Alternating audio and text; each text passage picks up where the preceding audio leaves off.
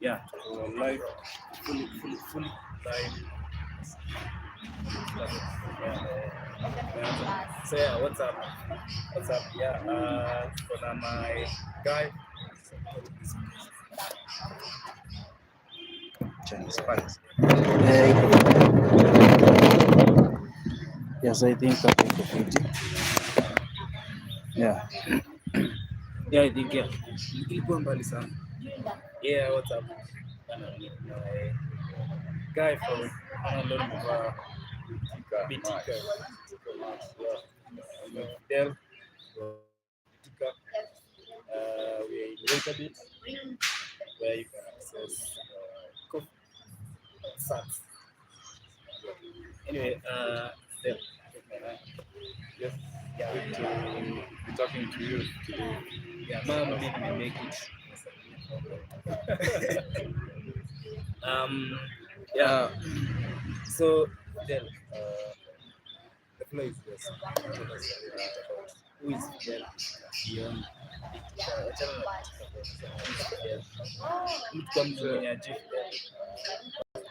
So yeah, hi guys. My name is Fidel, like you said. I'm the founder of Bitika, but you've told me not to forget about Bitika for now.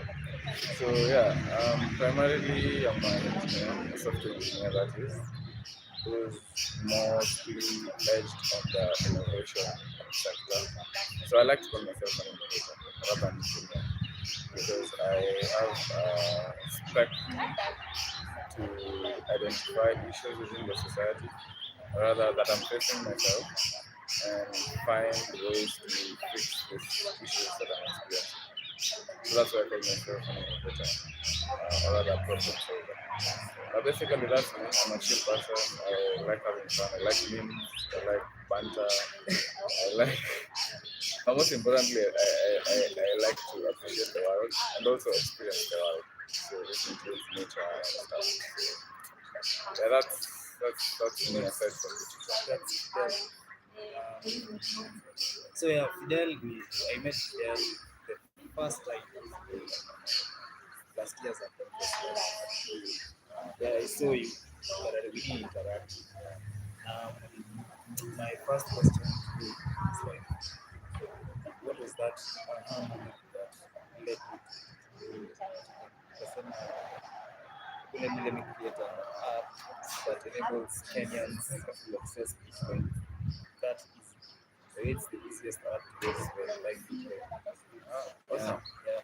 I agree. By the way, I think Bitika is the easiest app I've seen ever to when it comes to like how easy it is for you to convert your Kenyan shillings or rather whatever local currency you use into Bitcoin. I think it's the most seamless app that I've ever seen. That I put it out there. So the aha moment that I think Bitika has evolved over time. Um, but the aha moment was when so there was this time I was participating in was it a hackathon maybe? No, it was a boot camp. This is the Lightning Developer Boot Camp by Africa Free Routing. So I don't know if you guys know about Megasly. He's the one who leads Africa Free Routing, which is an initiative to educate builders across Africa, rather developers across Africa, and educate them about Bitcoin, especially at a developer's point of view, right? So developers are majorly the target audience for this. So I participated in this bootcamp, and then so within the bootcamp, it's like a 4 or 5 day bootcamp. So within the bootcamp, within the last days of the bootcamp, you're expected to like there's a problem solving session where you perform things and get to work on certain challenge that you guys have discussed or other pointed out in the ecosystem. So we formed a group and we found a challenge. Okay, we actually didn't find a challenge. We started by finding the solution first. So we figured out what the challenge was, which was bad because I think it's really important to to evolve a product from this challenge first. and before you get to like building the solution, because the challenge itself like builds you to find the best suitable way to package this solution. Yeah. So yeah, at that point we were working on a platform that allows people to come together and do some community-based level of saving, but in this context, the saving in Bitcoin, right? So you can picture it of like a chama that runs on Bitcoin, basically. Yeah, I'm pretty sure we all know what a chama is. The merry-go-round savings structure. Yeah. Yeah. So that's what we did, but it was explicitly going to be a chama on Bitcoin. But then at that time, even after building that MVP, that prototype, it was really hard to distribute this solution and to get it actually working outside the market, right? So the distribution was hard, and that's when I began questioning why distribution is hard at this level. And what stood out is people. There's an existing issue before we come to this challenge that we're building for, right? So the existing challenge was, I mean, primarily, it's already hard for me to access Bitcoin. So before I'm at that point where I want to save in Bitcoin at a community level, we still first have to address this issue of access. Yeah, personally, how do I get Bitcoin? Personally, how do I get Bitcoin before moving it past now that point to where we use Bitcoin in a community setup, right? So that was what stood out as being the challenge, or what would hinder the distribution of this previous solution that we're building for Chamas, right? So yeah, and at that point, when I'm realizing this, the bootcamp was over.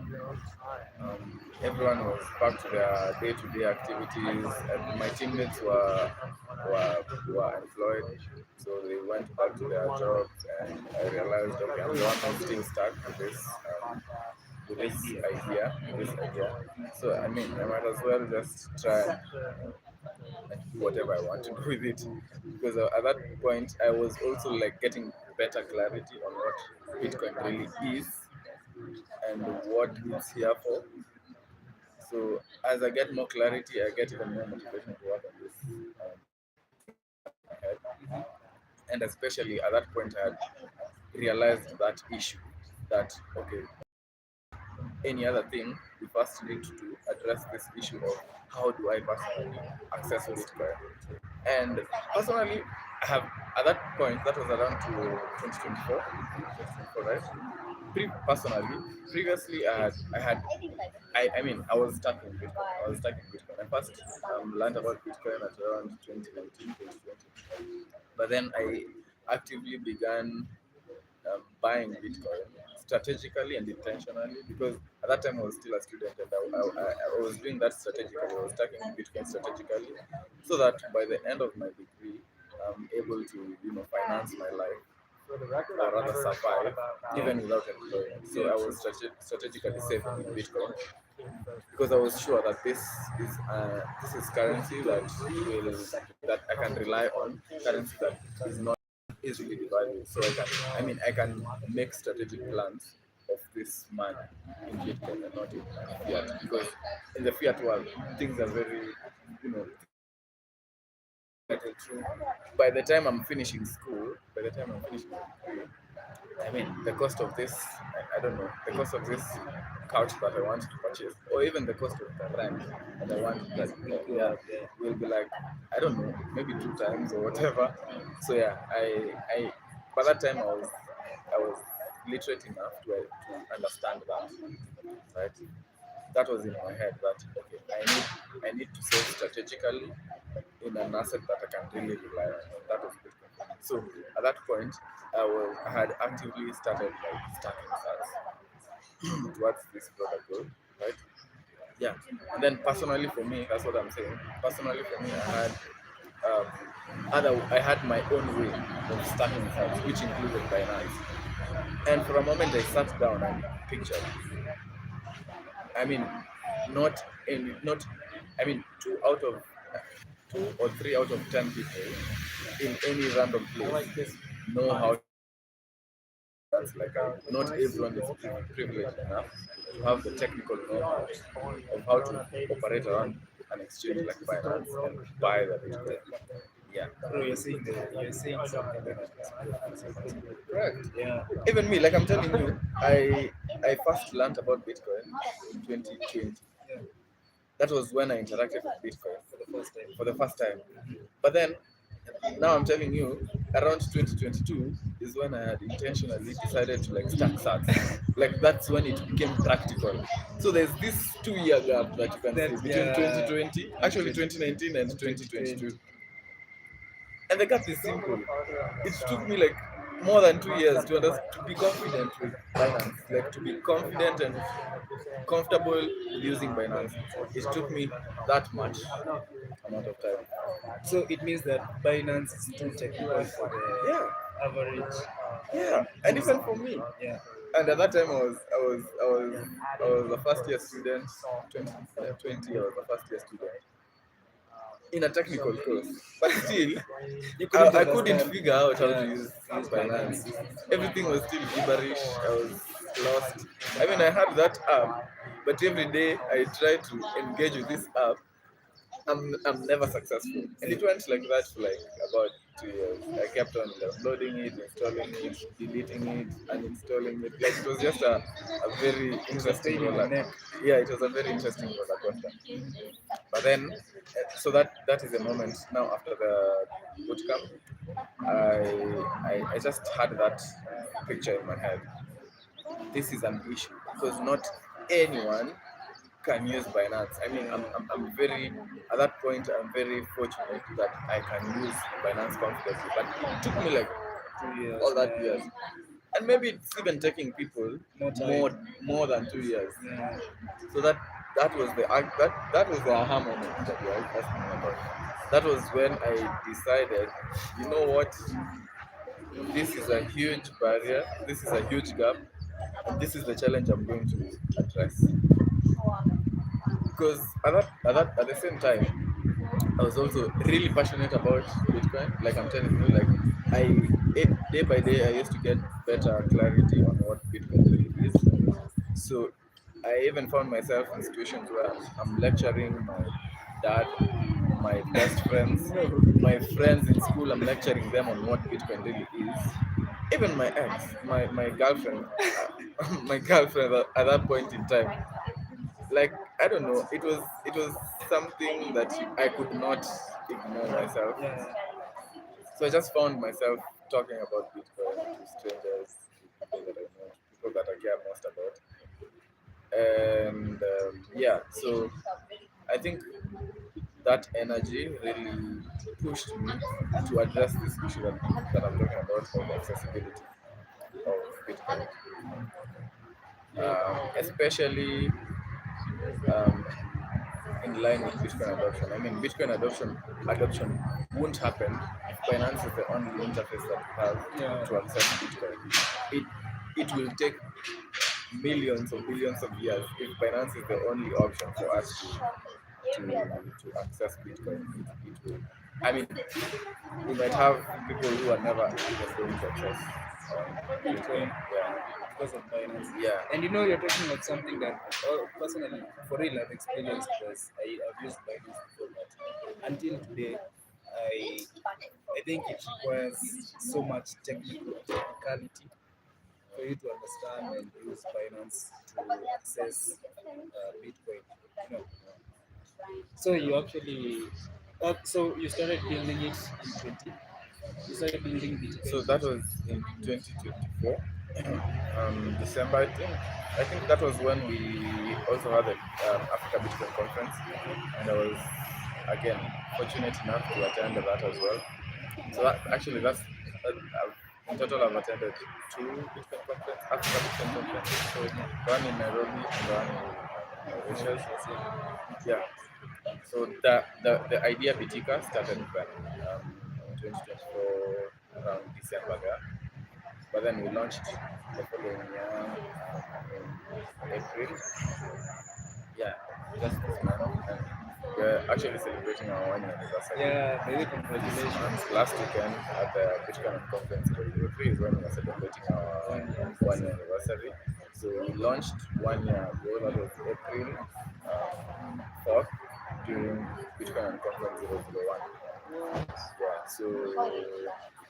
Yeah, so like I've told you, the idea itself, Bitika ideas, was was it was conceived at around December 2024, but then we started operation in 2025 April. So roughly after 3 or 4 months is when we started operations. But within this 3 or 4 months, I was actively seeking feedback and insights from the community. I'm not too sure if you can remember, but during such meetups, especially here in Meetabit, and even further during this Bitcoin meetup, where we come together as Bitcoiners and just converse and talk about the Bitcoin landscape, I used to take that opportunity to show people what I'm doing and how they would feel about it, how their lives would go. Like each and every single day, I used to get positive feedback. I mean, I was just working with at that time it was just a mock-up or rather prototype. Nothing was functional, but the UX was what I wanted to expose to the Bitcoiner space. So yeah, I gathered a lot of feedback that I iterated upon before we launched Bitika. And that's it. That's how I launched Bitika. Yeah. You've talked of there's a previous you talked of that where the idea and the launch. What, what was happening there? Was it that there was so much regulatory, let's say, aspects, or it was Not really. getting people to actually use what was happening there? Not really. Okay, I've kind of answered it, but at that time I used to like iterate on the product. Like I had a mock-up, so I used to showcase it to the community, and then I get insights. Okay, it can be done like this. Me, what? Oh, so we have lightning addresses. That's what we normally use. So those kinds of clarity that are very crucial to how this product is initially unveiled to the world. But yeah, I would say that 3 months phase was majorly building. So I was just building Bitika to make sure it's resilient, that it can survive out there, that it can serve even with the different edge cases. But it's funny because up to today we still have edge cases. But I mean, that's the beauty of a product. It's how it evolves over time. The things that you learn within the journey. Yeah. So speaking of iterating your product, how were you approaching newbies? You know, until today there are newbies in the Bitcoin Yeah. space. Yeah. How are you describing Bitcoin to newbies? Yeah, I mean, that's something we can't ignore. Even as at a product level, we still have random people reaching out to ask, okay, yeah, you guys are a Bitcoin company. What is What is Bitcoin? Bitcoin? Yeah, Yeah. that's been something we can't ignore. We have to face that, even though it's not like our primary business. I mean, we have different entities within the ecosystem, like the core, Yeah, education yeah, platforms. educational platforms who do that. And I mean, they do more than we would have done because they have a structured program. Yeah? Yeah. But then what mostly happens with ourselves, first of all, we intend to show what Bitcoin is before we actually get to educate you, right? So we just show you how simple it is to own Bitcoin and how simple it is to spend that Bitcoin using Tango, or rather how simple it is to send money to your merchant or to overseas, and how even cheaper it is So we first start there by selling this key features of Bitcoin, and then we just give our very brief definition of what Bitcoin is and specifically highlight how Bitcoin is an evolution of how we interface with money. And then at that point, we get this person to be so curious. At that point, they're very curious and they're very open to get to understand more about Bitcoin. And then that's when we now channel them to this to all these educational platforms that here and are local platforms that educate the average Kenyan. Yeah, so even at that point when we've already sparked curiosity in their head, that's when we now forward them to a much safer, comfortable, and a structured place where they can get to just to demystify Bitcoin and get better clarity on what Bitcoin is. There's a question kama ni funny sana. Why the name Bitika and how did it come about? The name Bitika. Lol, this is a very interesting question. Yeah, the name It's very funny, by the way. It's very funny. So please don't laugh. But I actually love the name Bitika. And I mean, most people do, but it has a caveat to it where people confuse Bitika with Betika. If Betika, you yeah. are familiar with the betting company, confusable with Betika, yeah, which is so unfortunate that we're facing that because most people now, especially newbies, they tend to immediately hear Betika instead of Betika because that's what they are primarily familiar with. And they, even worse, they develop like negative mentality immediately in real time. They develop a negative mentality that's related to betting and even losing of money, which is so bad, and we're hoping to as soon as possible, by the way. But yeah, Bitika, the name or the brand Bitika came in when just at that time when I'm telling you I was the aha moment. When I had the aha moment and decided to now lock in and build this. So at that time I think I was in a matatu or something. And I was all the time, every second, every minute I was thinking about this idea.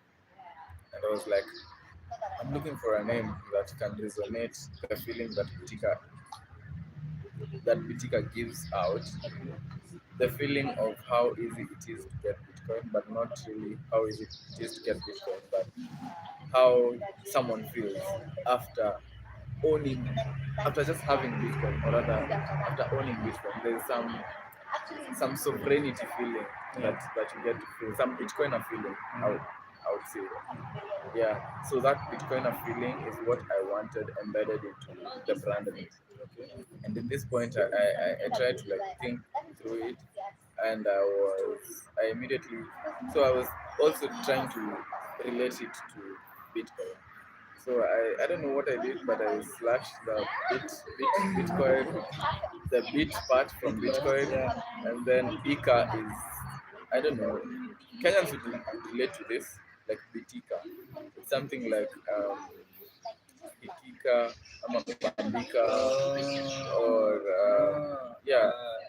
There's just how we emphasize things when we add Ika at the end.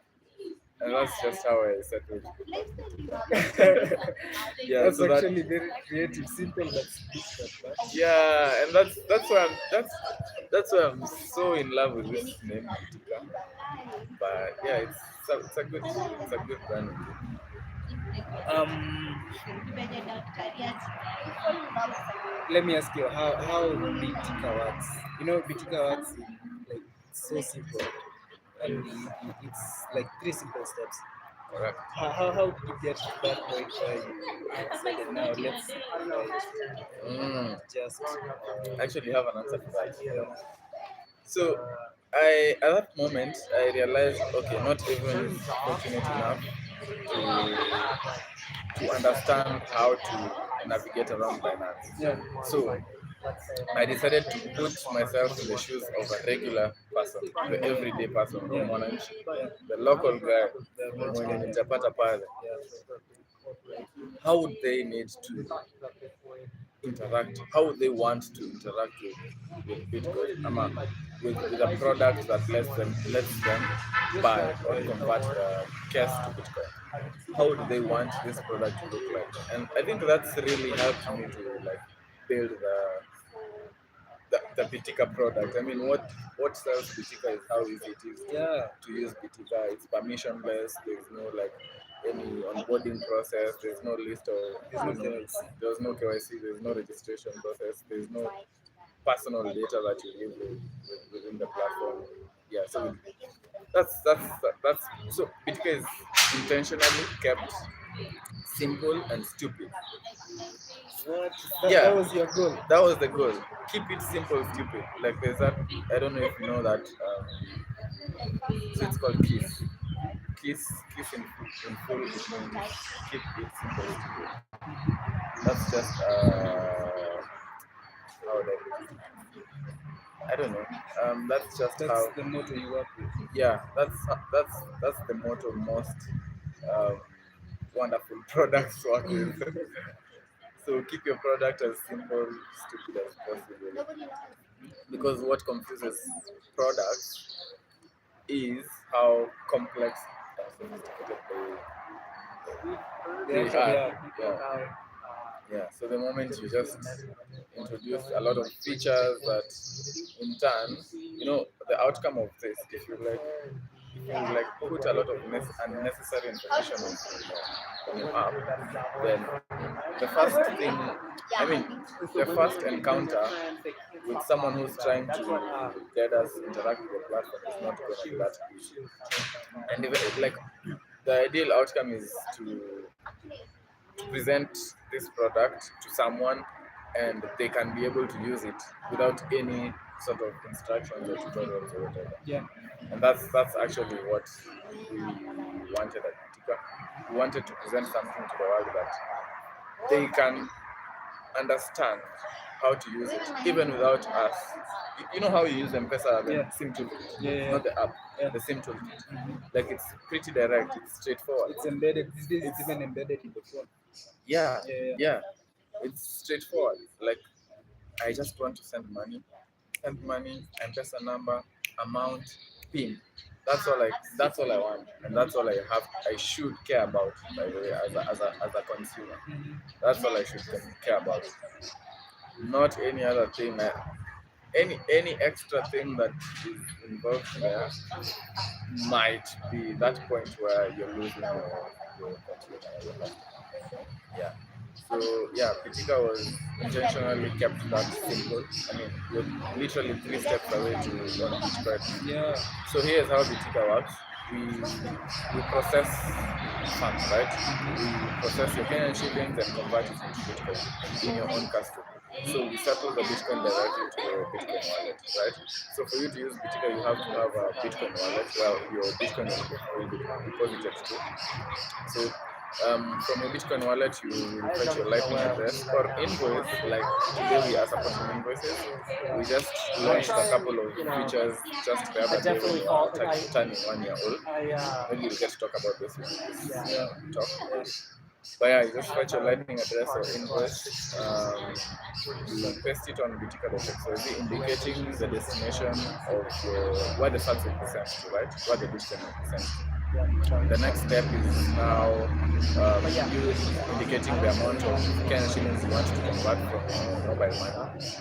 And then the next and final step is just to indicate your mobile money number, your M-Pesa number, your Airtel money number, and then verify that transaction. Okay, you just confirm the transaction as you receive the prompt on your phone, and then instantly, I mean, in a matter of 2 seconds or 3 seconds, you get the Bitcoin settled on your Bitcoin wallet. Yeah, and that's just how Bitika is. It's that simple. I mean, you can do this in a matter of less than a minute. Yeah. It's actually pretty easy and practical because me these days I prefer if someone wants to send me money, I prefer they buy me. Yeah. Yeah, Yeah, just buy the sats and yeah, send me sats. yeah, send me some. Hearing you talk about how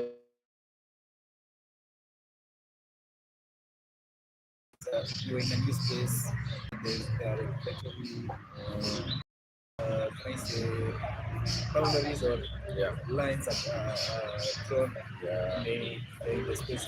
How was it getting Yeah. Safaricom to accept you guys, Um, collaborating with you guys?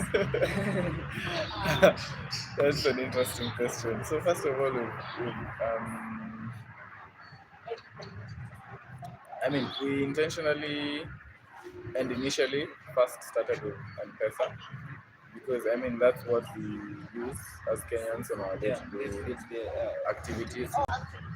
So yeah, I mean Kenyans, we are banked. That's how we are banked. yeah, That's how we are all banked. We are banked with M-Pesa. person too. That's what we like for basically every transaction. Most transactions Yeah, are is done through M-Pesa. So I wanted to intentionally leverage a tool that is used by the everyday person, by the regular person. That was M-Pesa. So I just had to find a way of making this person pay with M-Pesa and they receive Bitcoin in their Bitcoin wallet. We did not want to touch any user's funds at that point, and we still do not. So yeah, so we started with M-Pesa. It was pretty much actually I think M-Pesa have a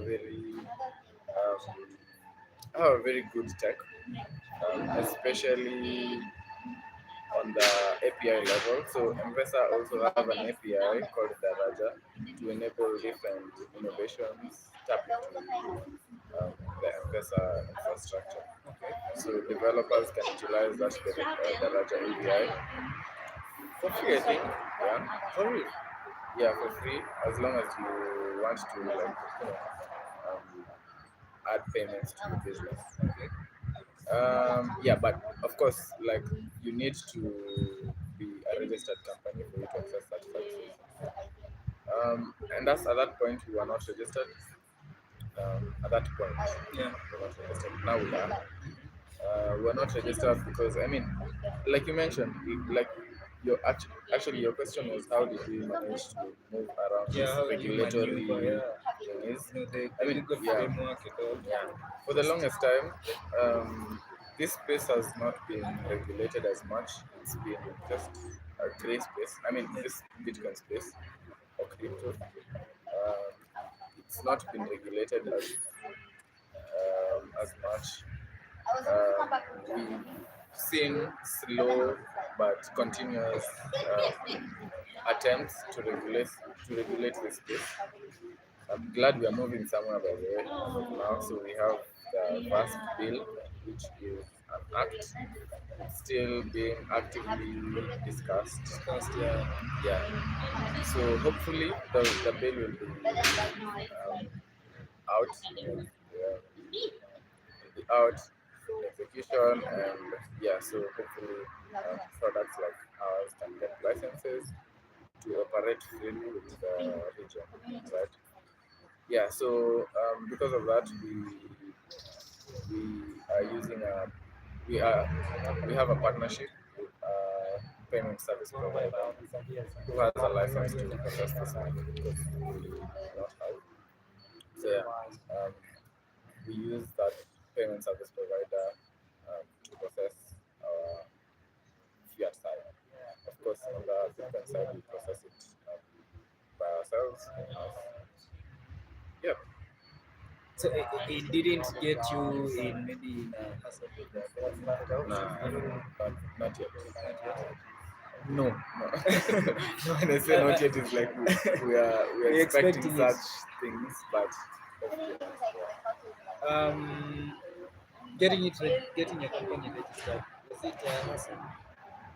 Or it was easy, it was smooth, it was a smooth process. It was it wasn't that bad. It wasn't that bad. It wasn't that bad. Especially with the nature of business that we're doing, there had to be like a little bit more friction. And especially with the name Bitika. With the name Bitika, so they were like, you guys need to go and revisit this name. But hopefully, after a few attempts, we came up with a solution. Talking about impact of Bitika now that one. These guys are a company that is 1 year old and is making a huge difference. Hey, that's something. That's something I really applaud. Yeah. Yeah. Um, has a user ever reached out to you with a story and how you impacted their financial life? Oh yeah. Their Yeah. life? Yeah. Yeah. I a lot actually. Actually, there's a website that we have. You collect feedback. Yeah, so we collect feedback. Most of them are public tweets from people just confessing the Bitika experience, how Bitika is simple for them, how it helped them. You know. So here's the website. It's called testimonials.bitika.xyz. So I'll here you share can that see. link on the Yeah, description. sure. So you see here different stories. I use Bitika to start the simplest ways to interact. What's one story that has This is the one story that stood out.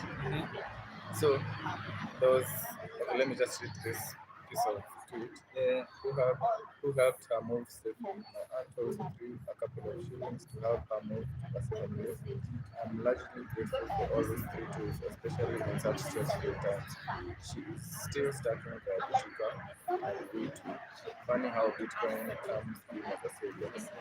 So this specific story was for a guy mother was, I think they're Tanzanians, or her mother stays in Tanzania, but he stays in Kenya.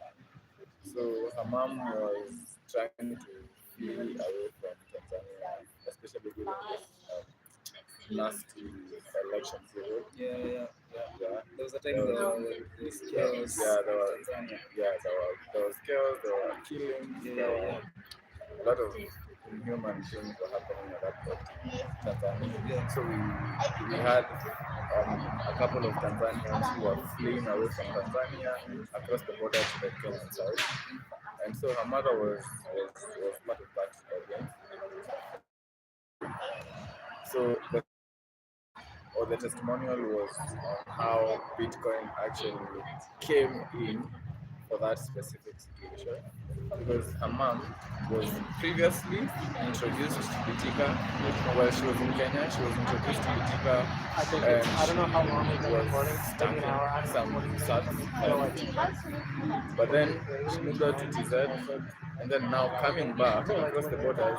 At that time, they couldn't all the networks, mobile money networks were turned down, so they couldn't freely access their funds. Yeah, the funds were frozen, everything. So the only way she could transact was through Bitcoin. No way. That was bought No by fucking Bitika, way. What? and they also used Tando when they crossed over the Kenyan border. They used Tando to spend the same Bitcoin and that's all accepted. So I think that was the most heartfelt story I've had. I have a couple others, but I think that was That one stood out. Yeah, that one stood Because out. it actually came through. Yeah, time because stress. who knows? Like, if you would have been stuck on the other side, I don't know, a lot of things would have easily gone wrong. Yeah. Yeah. So, So it's, which leads me to ask about now. It's like Bitika and financial sovereignty. How well were you, or how did you work to make it so great? Decided, hey, let me give this guys power to yeah. Yeah. But we are still it's still on.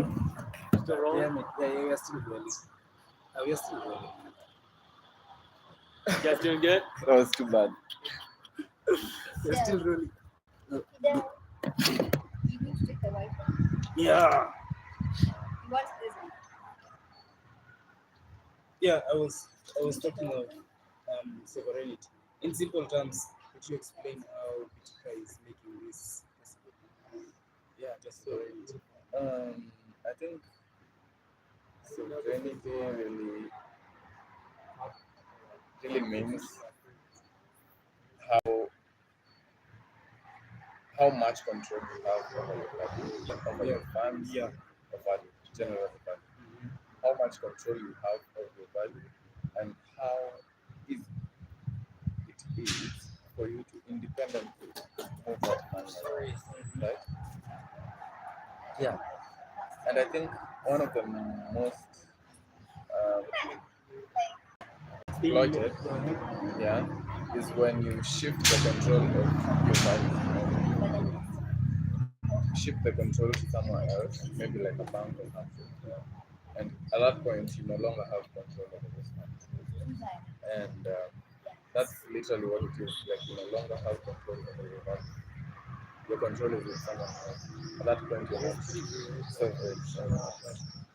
And I think that's one of the objectives of Bitcoin as a tech, and that's what we are also like empowering.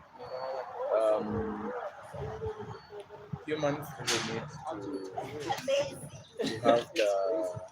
sovereignty. Which is good too. I mean, for the longest time we've seen we have centralized systems that control funds that you can do like the previous story we just talked about Tanzania froze their accounts and they could no longer access transactions. Yeah, they could no longer access their funds. That's that's just lack of sovereignty. That's lack of financial freedom actually. Because if you don't have the freedom to spend your value like worked for, then that's a really big threat. Yeah. So Bitika is here to empower this pathos of Bitcoin, which brings financial sovereignty back for people. And by that, we intentionally are non-custodial in nature and will remain to be like that. Yeah, so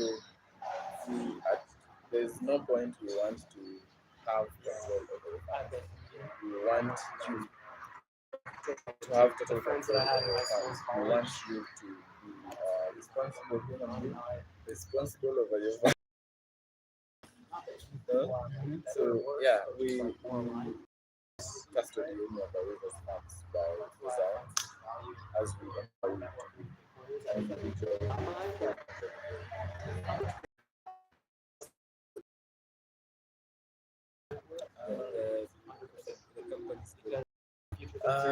It was okay. It wasn't really my personal experience. Okay, kinda is, but from the Bitcoin ecosystem, who was and is like our primary audience, our primary target audience.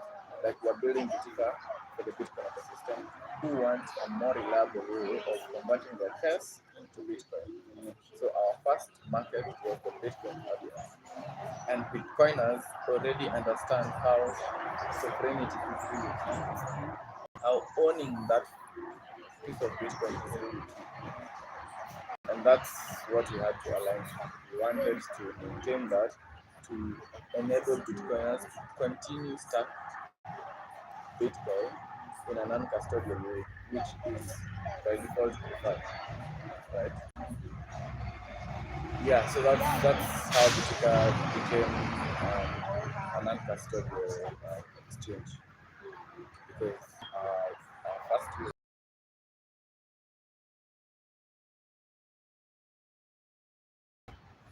I think you're spot on like the values thing as well because Alex Svensky In terms of challenges, Bitcoiner, he wrote a book called Shido. like building Shido is like the getting code this of Japanese culture. this Bitcoin ecosystem, that's the biggest challenge. Because like Bitcoiners are going to be like sort of Biggest but if challenge. we don't have Um, hmm. I mean, yeah, building is not easy. It can only be fun, but it's not easy. The things you encounter along the way, and you just definitely have to address them. So there are a few interesting things that we've actually experienced at the product level, especially because by design we are permissionless and non-KYC. So there are people who maximize on these features that we have for their own passive, I would say. Selfish interests. Yep. So there was this phase where we had a series of scammers utilizing Bitika to accept fiat, right? Yeah, to accept fiat from their victims, yeah. But then the scammer on their end will use Bitcoin, which is different. How is this possible? So here's how this was happening. So there's a scammer. They have their own interesting and catchy narrative. Just like any scammer has, like you meet guys on socials like Facebook, they have like a very promising story, which is an investment in this case. They have a very promising investment. And they're like, oh, it's a money making thing. Come be part of it. There's gonna be an activation for us to start all this. So we asked you to like deposit like 5,000 Kenyan shillings so that you can get the ball rolling. So at that point, okay, the victim is told, and they're like, okay, still looks promising. I can afford the 5,000. So at that point, she's like, the victim is like, okay, where do I send the fact? And the scammer is like, just I will prompt. I will prompt. So the scammer in this case goes to Bitika and uses Bitika to prompt the victim. So the scammer inputs the lightning address or invoice or whatever. They include the amount, 5,000. Then they prompt the victim. And at that point, the victim just received a random prompt, but now they were aware that they were expecting some certain funds to to be moved from their accounts or to be paid. They confirm the transaction, but then what actually happened is that the scammer just received Bitcoin. The scammer just received Bitcoin via Bitika, and Bitika was not in any way involved in this willing trade, because that's a willing trade. Yeah, willing buyer, willing seller. Yeah, that's a willing buyer, willing seller. This one was willing to opt into this promising investment. Yeah, it's just we the only, I mean, we just facilitated that, and that was so bad. So That your was so platform bad. is being used to with scammers. Yeah, with scammer. Which was bad because I mean, people who are now even getting more reasons to claim that Bitcoin is a scam. That's so bad. That is so bad. But luckily today we fixed that. We fixed that. If you've been keen enough, you've seen like a lot of iterations on Bitika. There are times we pause for a few hours to fix some stuff. So those are the kinds of things we address in-house. So we are proud today that got, we are past that space and have deployed additional measures to ensure this does not occur again. Yeah, again. So yeah, I think right now we're pretty much rolling well. Hey, that's something. But it was so bad. It was so bad. And you know what happened? Every time this victim has been scammed, now they realize, okay, kumbe I've been scammed. What do? I can't let my money go like that. So they call Safaricom. this transaction is a scam transaction. I want to reverse it. Safaricom will try to help them, and they will now call us. There is this transaction that has happened from your platform. Please refund that transaction ASAP. And it's money that we don't have. It was a willing, yeah. Like I said, we did not custody any of our users' funds, so we don't have that money. It already, yeah, we don't have. So did it bring about also legal, when I say legal action against your Unfortunately not, because we were able to work and coordinate properly with victims. Like I said, we made our victims aware of what was actually happening, and yeah, we just had to reimburse our victims for money. Yeah. So at that point, Bitika was a really bad business. Like we were actively losing losing? money. Yeah, Yeah. that's a Because loss. we are compensating for money that has not been stolen, that has not been stolen, but by one of our customers. So yeah, it was bad, but we are past that. Um, what are some of the new features that you've added to Bitika? Yeah, Which are very interesting. yeah. I've seen your post. So yeah. So like we said, we now support Airtel Money. So for the longest time, we've only supported M-Pesa, but we have a few Kenyans who opt for Airtel Money because of their own reasons, of course. Yeah, but we have a good number of Airtel users in Kenya. So we've been receiving a number of requests from Airtel users to support Airtel. They couldn't just use Bitika, or they had to now buy another M-Pesa number to use Bitika. It's so bad. So yeah, now we are happy to announce that we support Airtel Money. So any Airtel user can use Bitika. Yeah. So another feature that we rolled out is support for Bolt 11 invoices. So basically, any Bitcoin wallet is compatible with Bitika by the way right now. Any That's Bitcoin what wallet. to someone who doesn't know what Volt 11 is. So yeah, so previously Bitika was only compatible to wallets that provide you with a Lightning address. So Lightning address is a string, just like an email address that identifies your wallet.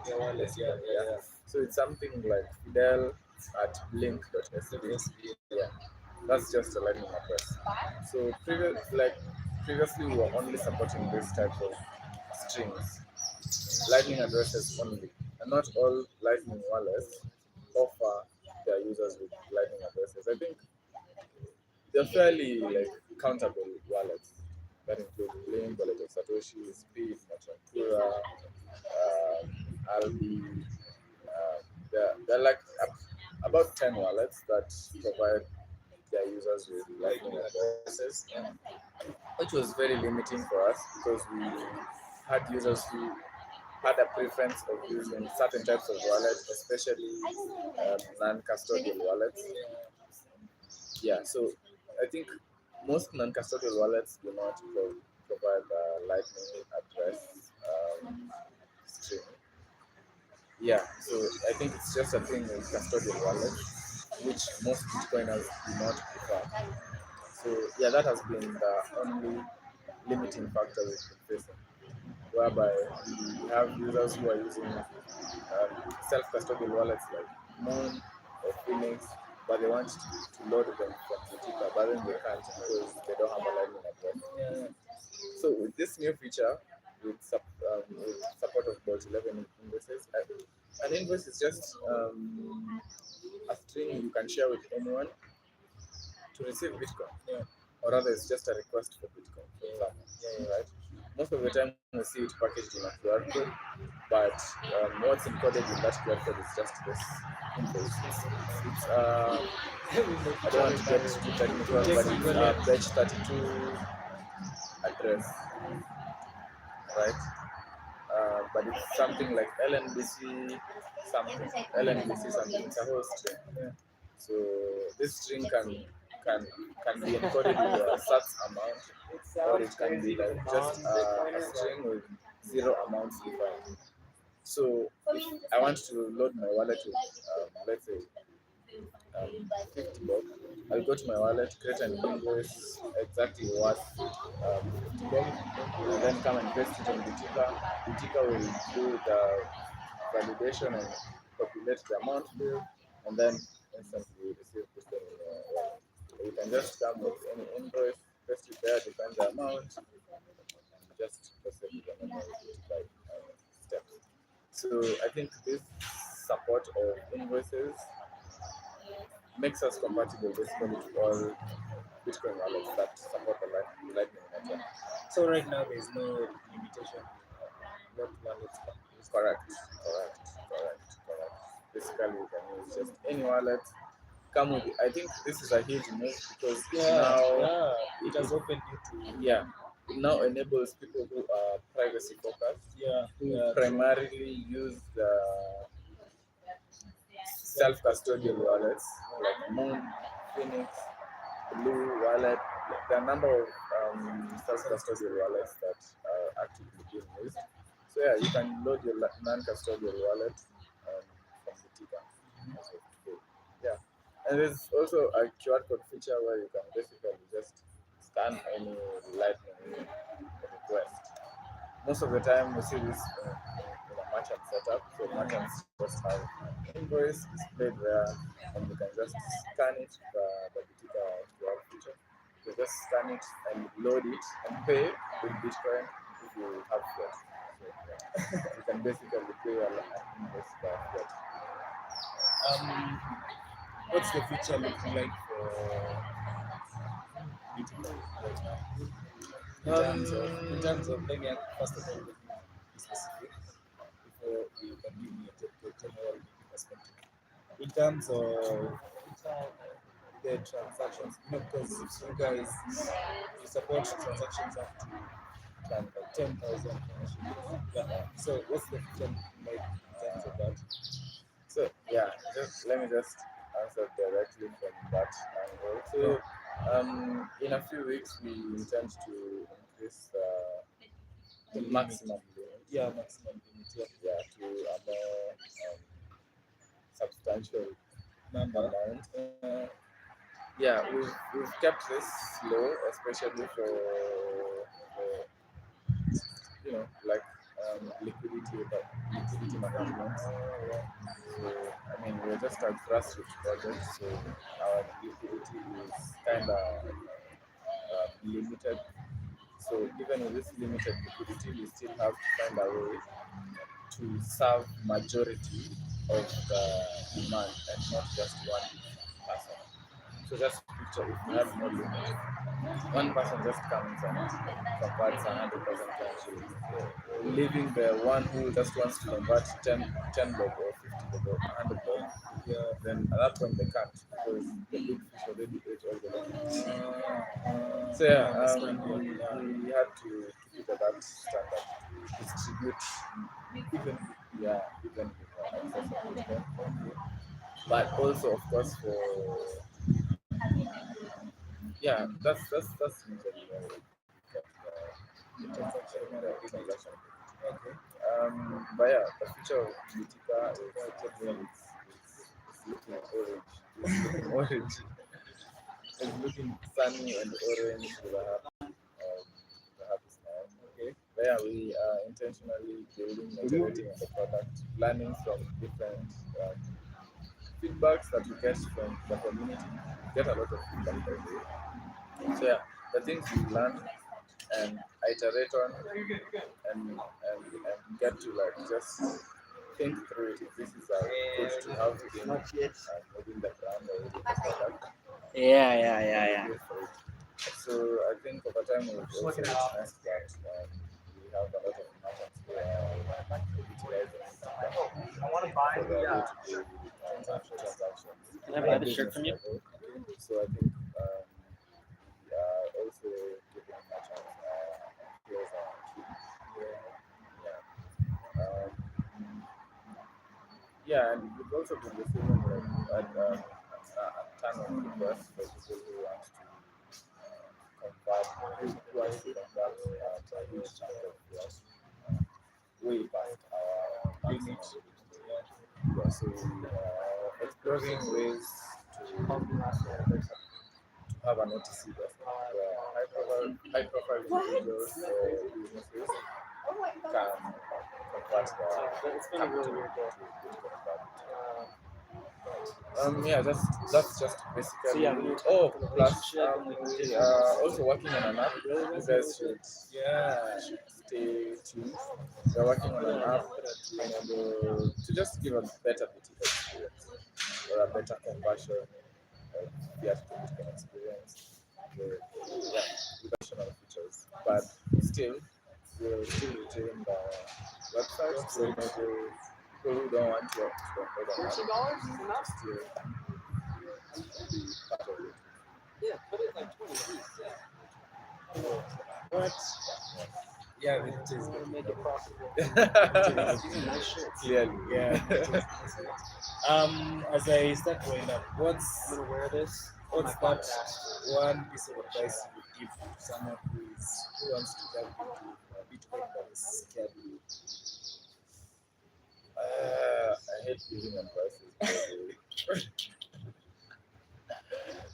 I just hate giving advices, but I mean, the message that I would give Yeah, the message. Yeah, you think the world is, I don't know, the world is such a beautiful place that deserves to be appreciated and to be maintained actually in a very modest way. And currently there exist things that do not work in that light, like our tradition, like the money that we're used to, our traditional money. The fiat system is so broken, and the world is actually broken in a lot of ways. Yeah. But it all Pleasure to originates to the money. Bring a little piece of art home with me from Kenya. There's this famous quote that I got says, one of the "Fix little money, like fix the Bitcoin world." keychains. Some will make sense, That's from you, nice. but it's, I got one it's of a those. huge part of us solving the world. So, yeah, just understand how the world works and how it needs to be made better. And hopefully, at that time, you Yeah, get it's to nice. Yeah. know about Bitcoin and share the same information with your loved ones. That's just how we fix the world, by educating yourself and sharing the knowledge with your neighbors or with your loved ones. That's about it. Last but not least, what's the best way to support what's the best way to support your Well, here, you're gonna face Send me, me so some. at You least want some? your body will block the noise If you want to support me, a little send me bit, some. help a little bit, and it'll block the wind. At Fidel But today. yeah, let's do this. At Fidel today at link.us. That's my lightning address. Oh yeah, a lightning address is a readable LNURL. Just another picture. But yeah, it's a readable address that you can master. So that's my Fidel today with a double Y at link.us. But the best way, literally, you can support me is just share this information with the world. Yeah, With the one, yeah. share this information with your loved ones. Share this. That's how we fix the world again. Yeah, fix the money. Fix the world. Very nice. I Awesome. think that has been my time. 60 minutes with the founder of Bitika. You can see, pick the match. Yep. This is what Bitika looks like. Yeah, this Bitika match. So pick the match. Go to bitika.xyz, purchase your sats, Yep. and same as Satoshi as Toshi. And support Spread the gospel. Yeah, spread the gospel or HP others. Support Fidel via his lightning address. I'll paste it in the description. And yeah, shake my hand. Thank you for this. Thank you It was for lovely. yeah. Yeah. Thank you for See you next time. Yeah, thank you for gracing us. And that has been my time. See you on the next one. Yeah. Yeah. I'm done. Nice. Nice. Glad It was I got the behind the scenes. As we were winding up, Yeah. it was a good talk, by the way. Nice. It was a